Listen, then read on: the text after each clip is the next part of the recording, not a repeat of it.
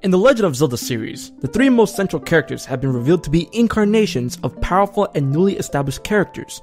The main villain of the series, Ganondorf, and his ultimate form, Ganon, has been revealed to be a reincarnation of the mighty Demon King Demise, he who conquered time. And the namesake of the series herself, Zelda, has been revealed to be the reincarnation of the guardian goddess Hylia. But that leaves the main protagonist of the series, the hero Link, and whether he has a past life or who that may be is still left unknown. Let's talk about the potential origins and heritage of Link.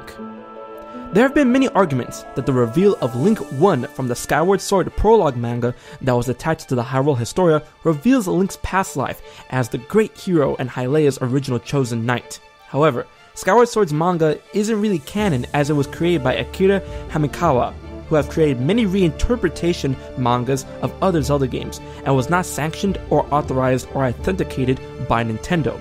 I'll tackle the entirety of if Skyward Sword being canon or not in another video, so when that's out, click this link. However, in Skyward Sword, there were allusions to an actual chosen white knight of Hylia during the times of Demise's invasion. The original hero may have been the source point of all links in a similar vein to Demise and Hylia. This would fit all of the prophetic destinies that they all share. However, I've conjured a theory that the first known Link from Skyward Sword may have been the original Link and the chosen hero from the times of Hylia through the means of a time paradox. For that theory, click here. But that is a theory, so we can't really use that as solid ground to assume where Link's origin heritage comes from. So we gotta go back to square one when it comes to the illusions of Hylia's chosen white knight that helped the goddess from before the times of Zelda, before the times of Ganon, and before the times of Hyrule.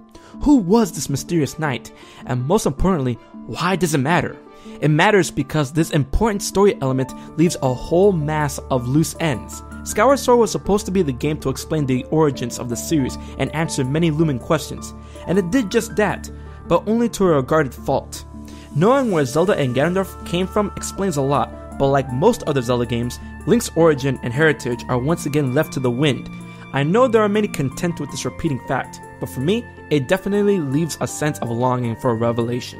When delving into the history of Hyrule and its origins, Link has always been sort of an enigma. His virtues were always sure as steel, but his motivations and why he was always destined, why Link is always the hero that will wield the Master Sword and smite evil, is never explained. Demise's curse that brings forth an incarnation of hatred that follows the spirit of the hero and the blood of the goddess for eternity states as much. We understand why Zelda is continually a presence in the series, so it isn't hard to follow that. But what force is it that continues to spawn more Links to be part of this curse? The spirit of the hero was spiritually forged by Link in Skyward Sword and is indeed a clue, but alone it can't act as the sole source point to Link and his many selves throughout the ages, can it? In the Skyward Sword manga, it explains that the original Link's spirit was said to be reincarnated after his tragic passing by Hylia herself, so that they can be together in the generations to come. But once again, the manga isn't canon, so that's thrown out the window. All of these questions point to the mysterious knight Hylia had by her side during the times before Hyrule was known as Hyrule. But who is this knight? Good friends, the answer may actually lie in the upcoming game, The Legend of Zelda for Wii U. Why, may you ask? Well, because of the clues, albeit small and scarce, can point to the game to focus heavily on Link, and that may take place before Skyward Sword. The first clue is Link's design. In the 3 trailers we've had so far for Zelda Wii U, Link has been wearing a consistent design that includes Gerudo-like bracers, a Sheikah-like cloak, and an outfit consisting of a blue shirt, white pants, and brown boots. Very different from his usually green tunic. Perhaps the reason behind this is that the game exists within a time before the hero tunic concept existed, and that Link is merely an adventurer, not a hero. I'm not saying he's bad, guys, relax. I'm just saying he's not a hero. He is merely scouring the land in search of himself. Perhaps his journey is what leads him to become Hylia's knight. That spins into my second clue. This land that Zelda Wii U takes place has never been outright stated by developers to be the land of Hyrule, merely coined as the world of Zelda Wii U.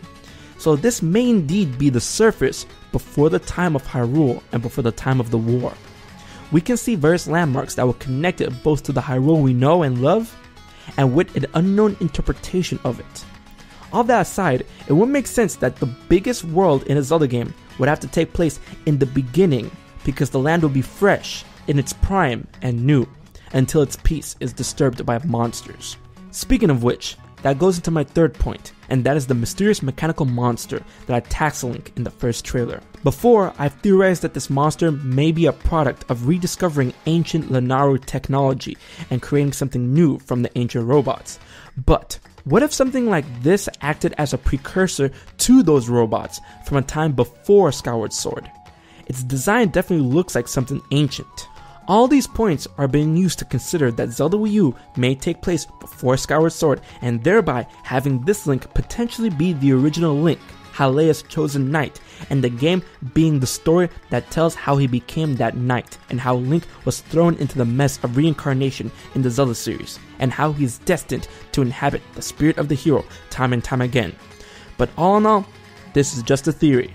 Please tell me what you think about this notion, and if you enjoyed it, tell me your favorite part. Anything to add? Leave it in the comment section below. And while you're there, be sure to share the video with all your Zelda fanatics. Leave a like, favorite, and most importantly, subscribe to HMK for more Zelda theories. A big one is happening this month, so subscribe to be on the lookout. Until then, I've been HMK, and I'll check you guys later.